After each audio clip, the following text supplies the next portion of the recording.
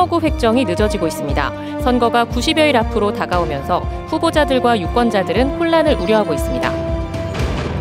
한덕수 국무총리가 보름여 앞으로 다가온 동계 청소년올림픽 경기장 시설을 찾아 현장을 점검하고 차질 없는 대회 준비를 당부했습니다.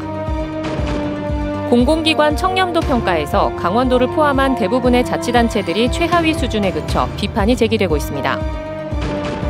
동해시가 강원도 종합감사에서 30건 넘는 무더기 지적을 받았습니다. 20억여 원의 재정상 처분도 통보받았습니다. 안녕하십니까. 뉴스데스크 강원입니다.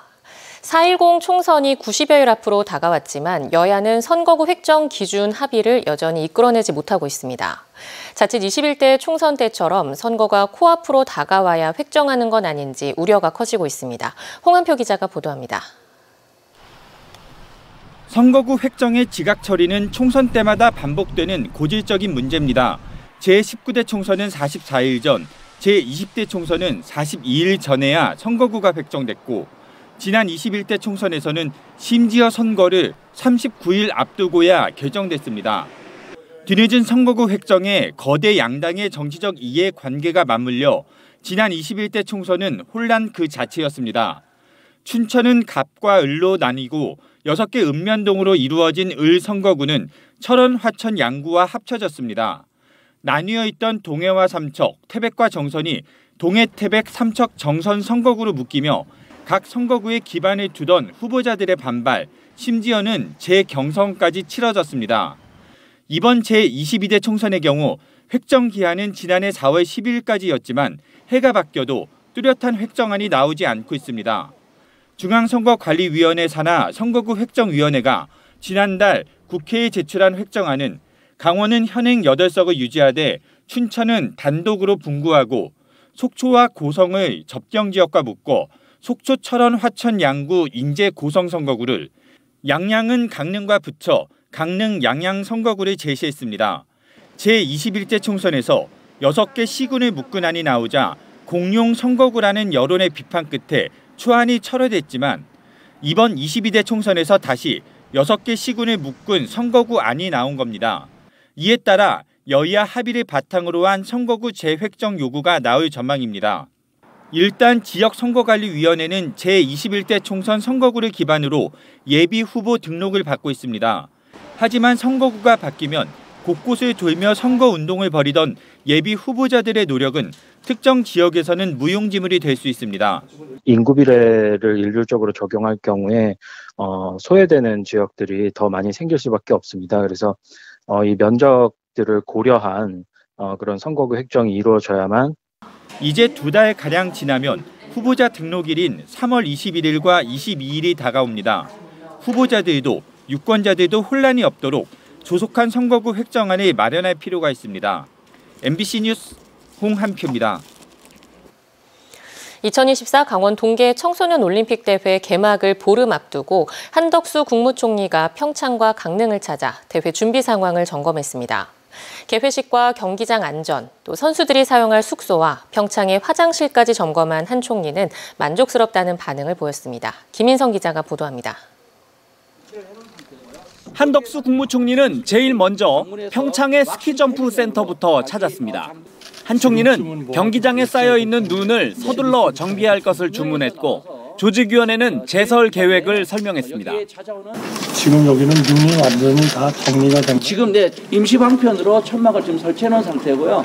1월 10일부터는 이 천막을 모두 걷어내서 아주 여기 스탠드를 깨끗하게 저희들이 조성을 해서 관람객들이 편안하게 관람을 즐길 수 있도록. 바이애슬론 경기장에서는 선수들이 사용할 이동식 화장실을 살폈습니다. 총리 화장실 안에까지 들어가셨었는데 보시니까 어떠셨나요? 훌륭해요. 화장실도 다 이게 좀 급이 있거든요. 제가 보니까 굉장히 아주 높은 급을 그렇게 설치한 것 같습니다. 평창의 개회식이 열리게 될 평창돔을 둘러본 한 총리는 강릉으로 이동해 강릉 원주대에 마련된 선수단 숙소를 점검했습니다. 강릉의 개회식이 열릴 강릉 스피드스케이팅 경기장에서는 관람객들의 동선과 함께 현장의 의료시설에 대해 물었습니다. 여기에도 현장에도 의무실이 설치? 네, 설치 다 됩니다. 경기장마다 다 설치됩니다. 조직위원회는 대회 개막까지 남은 보름 동안 막바지 홍보에 총력을 기울일 계획입니다. 최대한도 홍보에 신경 써서 대한민국 또는 전 세계 모든 분들이 강원도에서 함께 할 수 있도록 최선을 다해 노력하겠습니다. 2018 평창 동계올림픽 이후 6년 만에 열리는 또 하나의 올림픽에 관심이 집중되고 있습니다. MBC 뉴스 김인성입니다. 국민권익위원회가 실시한 지난해 공공기관 종합청렴도 평가에서 강원도와 대부분 기초지자체들이 낙제 수준을 면하지 못했습니다. 등급이 급락하거나 최하 등급을 받은 곳이 절반이 넘었는데 낮은 등급이 고착화되는 경향도 있어 2년 차에 접어든 민선 8기 지자체장들의 책임론마저 제기되고 있습니다. 김영호 기자입니다. 2년 전 3등급이었던 태백시의 종합 청렴도는 1년 만에 최하위인 5등급으로 2단계 내려갔습니다. 청렴 체감도는 3단계나 떨어졌는데 일방적인 체육 행정으로 지속된 체육회와의 갈등과 투명하지 못한 민원 행정 처리 등이 부정적으로 작용한 것으로 보입니다. 민원 설문조사하고 주민들이 느끼는 청렴에 대한 체감도 하고 저희들이 이제 자체 교육 이슈를 등 이렇게 표현하시면 될 것 같아요. 국민권익위의 2023 종합 청렴도 평가에서 강원도 본청을 포함한 도내 19개 지자체 중에 1등급은 한 곳도 없었습니다. 동해시만 2등급이었고 3등급과 4등급이 각각 7곳과 6곳, 최하인 5등급도 5곳이었습니다.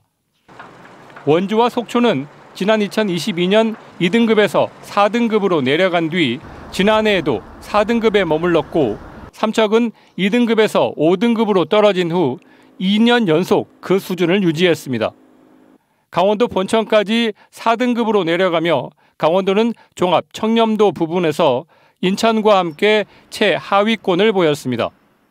종합 청렴도 평가는 공공기관과 업무 경험이 있는 민원인과 기관 내부 공직자의 설문조사인 청렴 체감도와 각급 기관이 1년 동안 추진한 부패 방지 청렴 노력도, 부패 실태 평가를 합산해 도출했습니다. 체감도에서는 특히 업무 처리 기준과 절차가 투명하게 공개되지 못한다라는 외부 민원인의 답변이 많았습니다.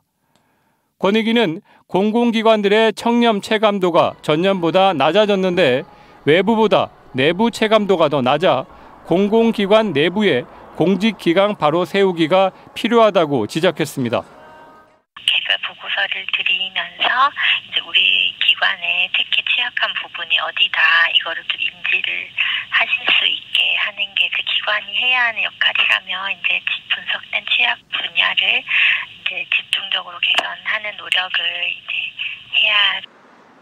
한편 강원도 교육청은 4등급으로 다른 광역지자체 교육청과 비교해 낮은 수준이었고 강원랜드와 한국광해광업공단은 3등급으로 전년도보다 한 단계 올랐습니다. MBC 뉴스 김영호입니다.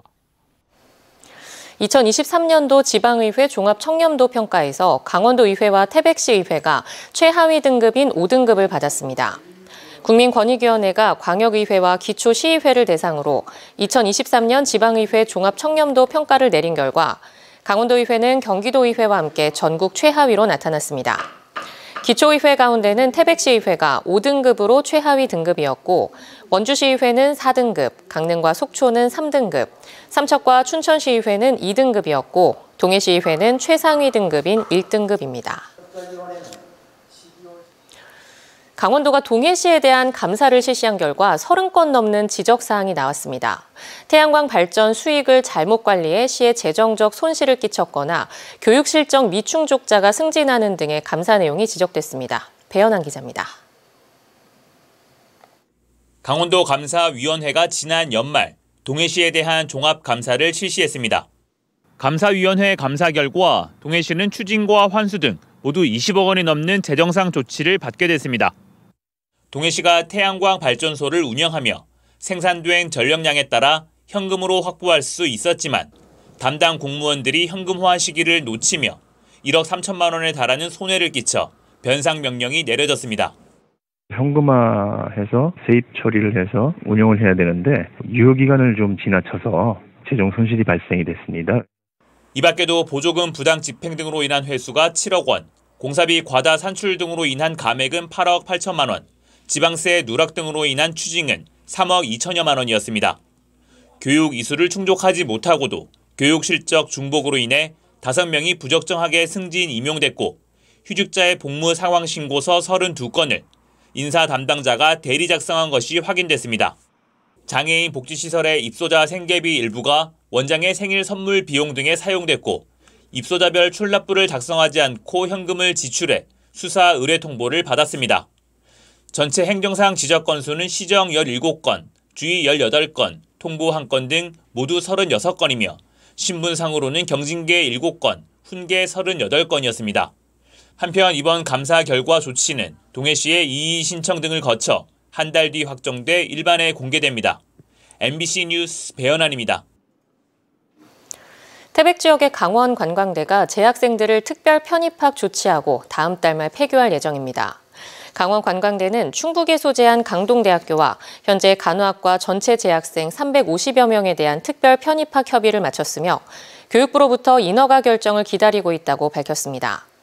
태백 지역 유일한 대학인 강원 관광대가 폐교함에 따라 올해 6월 예정된 장성광업소 폐관과 함께 지역 경제에 큰 타격이 우려되고 있습니다. 지진의 일 발생 시 긴급 대피 장소 안내판이 일부 부실하다는 지적과 관련해 행정안전부가 긴급 점검에 나섭니다. 행안부는 지난 1일 일본 지진 발생으로 85cm의 지진 해일이 관측됐던 동해시 묵호 지역을 시작으로 오는 12일까지 긴급 대피 장소 점검에 나섭니다. 또 표지판 관리 상태와 설치 위치 적정성을 확대해 보완이 필요한 사항은 조속히 개선할 방침입니다. 강원도는 오늘 보건복지부와 간담회를 열고 필수 의료체계 구축을 위해 의대 지역인재 선발 의무 비율을 현행 20%에서 60%까지 확대하고 의료 소외지역 거주 학생들을 지역의사로 양성하는 특별전형 도입을 검토하고 있다고 밝혔습니다. 또 상급병원과 의료원 간 의료 인력을 교류하는 내용을 담은 강원특별법 개정을 추진하고 있다고 설명했습니다.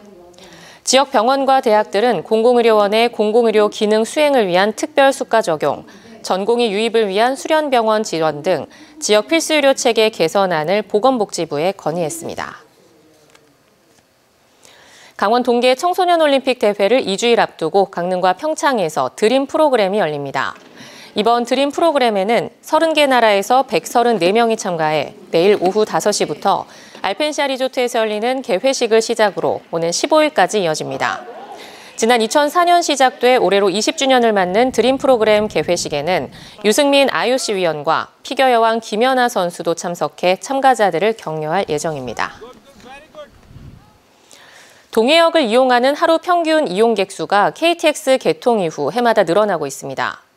동해시에 따르면 동해역의 하루 평균 이용객 수는 KTX 열차 운행을 시작한 2019년 423명에 불과했지만 2020년 839명, 2021년 1128명으로 늘었고 2022년 1619명, 지난해 1772명으로 4년 만에 4배 이상 증가했습니다. 동해시는 동해역 이용객의 편의를 위해 2,400만 원을 들여 택시 승강장을 12m 규모로 확장했습니다. 삼척 폐광 지역 통합 영상 미디어 센터가 이달부터 본격 운영을 시작합니다. 강원 남부권 최초로 설립된 폐광 지역 통합 영상 미디어 센터는 연면적 222제곱미터, 지상 1층 규모로 멀티미디어실과 다목적실, 라디오 녹음실과 편집실 등을 갖추고 있습니다. 지난해부터 라디오와 쇼폼 제작 등 다양한 시범 프로그램이 운영됐고 올해 3월부터는 라이브 커머스와 보이는 라디오 등이 가능한 라이브 스튜디오도 추가로 구축됩니다. 속초시가 올해 지역 화폐인 속초사랑 상품권 80억 원을 발행하는 등 지역 경기 살리기에 나섰습니다. 속초시는 속초사랑 상품권을 10% 할인 판매하고 설과 추석 명절이 있는 달은 40만 원, 다른 달은 30만 원까지 충전할 수 있도록 했습니다. 지난해에는 100억 원을 발행해 95억 원이 지역에서 사용됐고 고향사랑 기부금 답례품 가운데 10%가량은 속초사랑 상품권을 선택한 것으로 나타났습니다. 강원도 교육청이 교육부의 교육발전특구 선정을 위해 교육발전특구 추진단을 구성해 운영합니다. 부교육감을 단장으로 교육개혁 과제 담당자 30명으로 구성된 추진단은 늘봄학교, 특성화고, 디지털교육 등 5개 분과로 운영합니다. 교육발전특구는 지자체와 교육청, 대학, 지역 기업 등이 협력해 유아부터 초중 등 대학 교육까지 사교육 없이 공교육만으로 지역 인재를 키우는 정책을 말합니다. 강원FC가 2024 시즌 코칭 스태프를 새로 꾸리고 올해 K리그1에서 높은 순위 도약을 다짐했습니다. 강원FC 윤정환 감독은 지난해 감독 선임 당시 함께한 정경호 코치를 수석 코치로 세웠고 최효진 코치와 송창호 코치를 새로운 코칭 스태프로 영입했습니다. 또 골문을 지키는 골키퍼 코치로는 전상우 코치를 세웠고 지난해 하반기 합류한 정문호 피지컬 코치는 축구 컨디셔닝과 부상 방지 훈련을 담당합니다. 강원뉴스 마칩니다. 시청해주신 여러분 고맙습니다.